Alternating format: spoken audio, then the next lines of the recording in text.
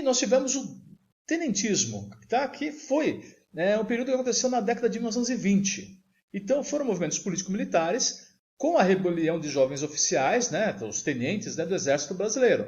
Tá? Lembra que a gente falou das revoltas, também na Armada. Lembra que esse período foi bem conturbado na história brasileira. Tá? Motivos.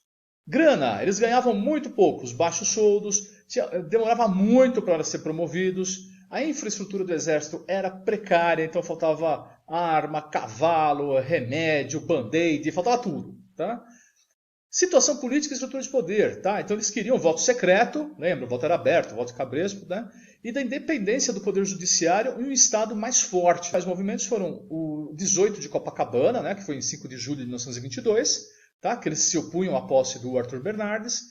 Entre 5 de julho e 27 de julho foi a chamada Revolta Paulista. Então até aconteceram bombardeios do governo federal em cima da cidade de São Paulo, principalmente ali na Zona Leste. Não adianta, tem que ser na Zelê, quem conhece São Paulo, ali no Brás, na Moca, tá? Foram alvos de ataques. Tá? Então entre 1925 e 1927 houve a chamada Coluna Miguel Costa, Luiz Carlos Prestes, também conhecida como Coluna Prestes só.